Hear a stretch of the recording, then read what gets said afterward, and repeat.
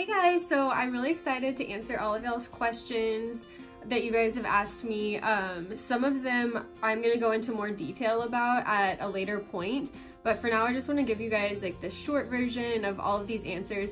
I'm really excited because all the questions that you guys asked are like exactly what I envisioned this video being about, and really are questions that I get from clients multiple times a day, sometimes only like once a week in the salon, but for the most part, like everyone has asked me this question before, or these questions before. So I'm excited to be able to put all of this information in a video for y'all and just share everything that you guys asked. So yeah, the first question that I got was the biggest myth that I feel like people have about hair. The first question was, should I come to my appointment with my hair clean or dirty? Everybody thinks that you should come to your appointment with dirty hair. I've even heard people say like that they thought that they're supposed to come with their hair as dirty as possible, and that's definitely such a myth. Like, I don't know where that came from. I don't know who started that, but that's not true at all. Actually, the best thing to do for your hair is to come with your hair clean as it can be. Like, if you could clarify your hair like the night before or the morning of your appointment, that's great for your hair because it allows the product to work better. You don't have a bunch of oils and like dirt buildup, product buildup, water, minerals, things like that in your hair. So it's really good to have just fresh, clean hair before your appointment. That's just gonna be just like a clean palette to work off of. It's not bad to come to your hair or to your appointment a couple days unwashed. I mean, that's totally fine, but it's definitely not true to try and wait like a week or longer for not washing your hair before you get it done. Ideally, like if you could wash it the night before, that's the best thing to do for sure. And coming with it like how you normally wear it is the best for me. That way I can see how you wear your hair every day. And also another thing too is when your hair is dirty, it looks darker. So when I'm highlighting your hair, you know, if you're a new client, your hair might look darker because it's dirty than it really is, which is kind of misleading. Like, I might not have to lighten it as much and things like that. So like I said, it's not a huge deal to come, you know, with a couple days of unwashed hair. You know, you don't have to do a beautiful blowout on your hair before you come get it done, because that's what we're here for. But it's definitely good to not have super dirty hair. 1 to 2 days is ideal. The next question that I got was, are extensions damaging?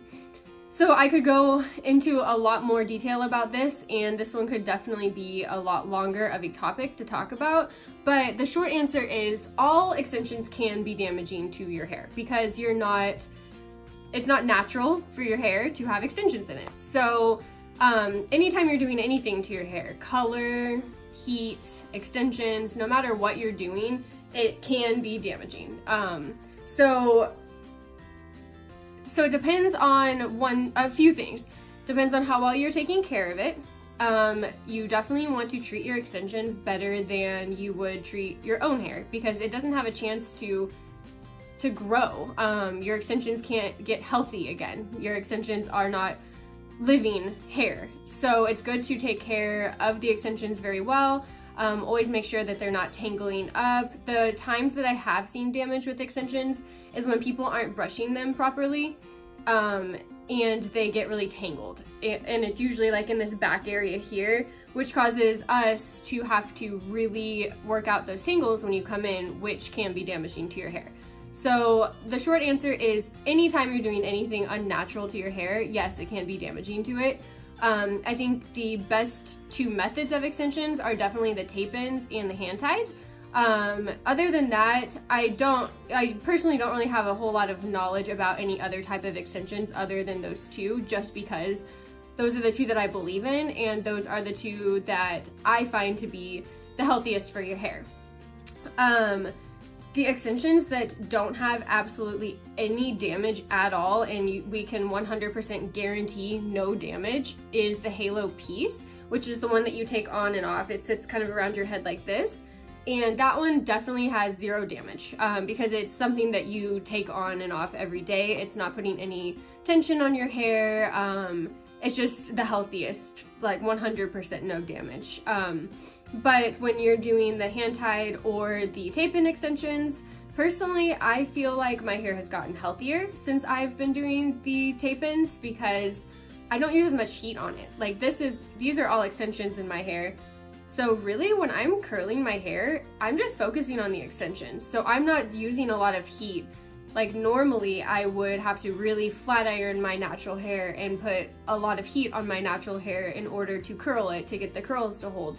But with the extensions, I don't wash it as often and I don't have to use a lot of heat on it. So I feel like my hair has grown a lot since getting the tape-in extensions. But you know, like I have been doing the tape-ins for probably 3 years now, and I have never seen anyone's hair severely damaged from them. Like, I do think most people who get extensions don't have the best hair to begin with. It's not super healthy. It's always been kind of fine. Usually those are the types of clients that are getting extensions. So to them, they're like, I don't really like my hair without the extensions anyway, so if it's damaging my hair just a little bit, it's worth it for the general outcome of what these extensions are giving me. Like I said, I've never seen anything crazy happen with the tape-in extensions. I don't think that they are super damaging, especially compared to like the micro beads that I've seen, and I have seen people come in with other types of extensions and I've seen damage from them. But I have a good handful of clients that have the tape-ins. I see the hand-tied extensions every day. And yeah, I don't personally feel like extensions are super damaging. Like I said, the short answer is anytime you're doing anything to your hair that is not natural for it, there can be some type of damage. I can't promise that extensions aren't damaging, but like I said, I haven't really seen anything crazy happen. So that's the short answer. I would love to do a blog post at some point about all the different types of extensions and the pros and cons to each. So stay tuned for that at some point. The next question was, why does hair color cost what it does? So pricing for hair color depends on a lot of different things. I'm just gonna read off my list of things that I wrote down here. So it depends on your stylist experience, their credentials, the amount of hair you have, your hair history, your like what you've done to your hair, not even just this last year, like up to 5 years. Your starting color, the desired outcome, the steps taken to get to your outcome, and the time taken on my schedule. So, and sometimes even more factors go into it than just that. So like, for example, my education to become a hairstylist cost me about $30,000. If I want to take a class with, say like 901, one class from them that I would take is $2,000.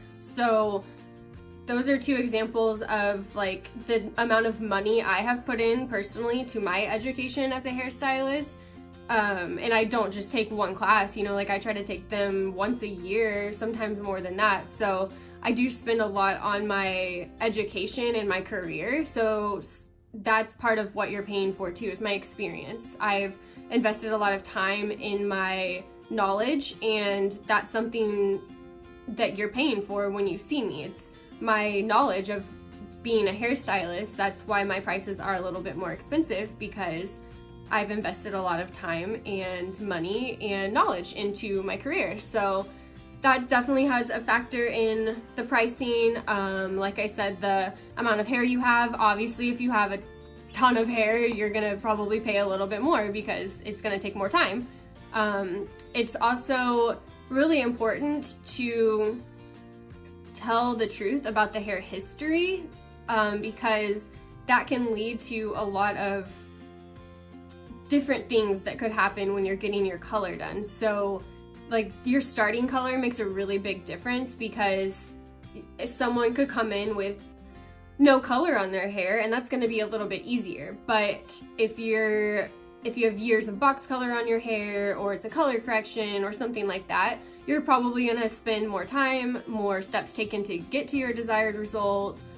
Just a lot of different factors go into that. But so like the short answer is, when you're getting your color done, you're not just paying for the color, you're paying for my education that I've taken to give you great color.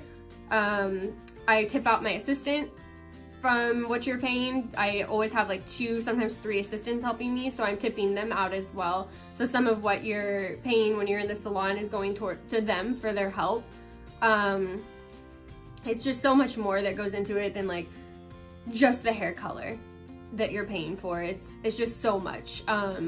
So yeah, I hope that answers that question. But yeah, the next question that I got was, what is the difference between balayage and baby lights? So balayage and baby lights are, well, first let me say this.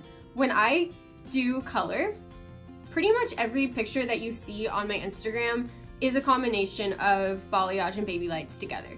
So sometimes I think it can be kind of confusing because we see all these things on Instagram about like, this is a balayage, this is baby lights, this is an ombre, things like that, but it can get kind of confusing. So balayage, the way that I like to explain it is, it's a technique. So balayage means to hand paint highlights onto the hair. So that's what balayage means technically. When you see a picture of balayage, and that if that's what you want, the best thing to look for is kind of think of an ombre, but with the pieces brought up higher to help break up a little bit more of the root. Baby lights are just really fine highlights all over. So like I have baby lights on my hair, but it's also like a combination of balayage too. Like sometimes it's creativity. So I'm painting on balayage pieces and painting up into the hair, but I also pop in a few baby lights too. So I hope that answers that question. It's just so confusing for a client to understand that sometimes. And honestly, like for me, sometimes the best thing is for you to just show me a picture, and I usually ask like, what do you like about that picture? If you like the way that there's a lot of the natural color showing, then that would be more of a balayage. And I can look at a picture and tell what it is. So sometimes it's best for you as the client to not worry so much about what it is that you're asking for. It's really just like, this is what I like, show me the picture of it, and then I'll tell you what that is, you know? And 9 times out of 10, because of the way that hair is now, it just is a combination of both. It just is baby lights, balayage, and kind of everything put together to make one color. So I hope that answers that question. The next question that I got asked was, why can't my hair get blonder? So I will definitely be doing a entire video or blog post. Actually, I have a blog post about the truth about going blonde. I will link that. If that's like the best way to understand this, but I also want to do an updated one because I wrote that one a while back. So I definitely will be getting into a lot more detail about this, because this is one of the ones I was talking about that's like, it could definitely be a huge discussion here. So why can't your hair get blonder? I mean, there's a million answers to that. But personally, when I have clients that ask this question, it's usually clients who are blonde wanting to go a little bit blonder. Or, yeah, we'll just stick with that for now. So say your hair is blonde and you want to go blonder with it. This happens probably every single day for me, multiple times a day. I have a new client come in, she has blonde hair to start with, and she shows me a picture of hair that's platinum blonde, and that's what they want. And it's really hard because obviously I want to give you as the client what you want. I want you to be happy, but I also don't want to fry your hair off. So the best way to put this is, your hair can't get blonder sometimes because it is not going to be healthy for your hair to do that. And I think sometimes clients don't understand what I'm trying to tell them when I say like, your hair is going to be damaged if we do that. And when I say that, your hair is going to fall out. You're going to have pieces that are this long on top of your head. in worst case scenario, you know, like that's not good. That is not what you want when your hair is blonde. That's most of the time what I see every day in the salon is clients that have damaged hair, because blondes usually have damaged hair, wanting to go so blonde that it's going to kill their hair. And sometimes it's okay. Sometimes I'm like, yeah, girl, you can get blonde. But sometimes it's like, no, you can't do that because your hair's just going to melt off, and I don't want to do your hair and then have it all over the floor. So that is 9 times out of 10 when I say no, that's what that means. And you just need to trust your stylist. Like, I'm not telling you can't get blonder because I don't feel like highlighting your hair. It's because I don't feel like damaging it. So that is the very short answer to that question about why it can't get blonder. I always like to be really conservative, especially when it's your first visit, because I don't know what's on your hair. I don't know how your hair's gonna handle color. I don't know if it's gonna damage it. I don't want to highlight your hair and then we come back to the chair or at the shampoo bowl and I'm like, wow, her hair is really damaged now. I would rather start small and we can always go blonder next time. That is like what I tell every client all the time.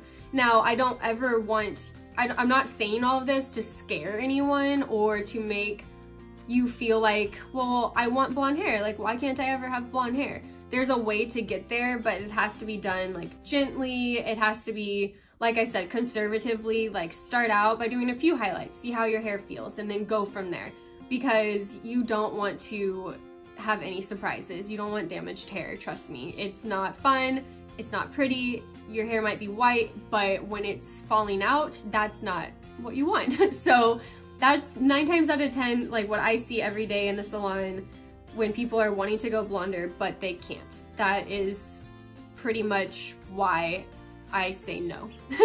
So I hope that helps. And then the next question is, can brunettes go lighter without having brassy or orange tones? This is definitely another one that I want to get into in a longer post, and like a blog post broken down all the answers to this question. Again, this one does not have a definite answer either, because some brunettes might be able to get blonder than others, because it depends on if you have color on your hair.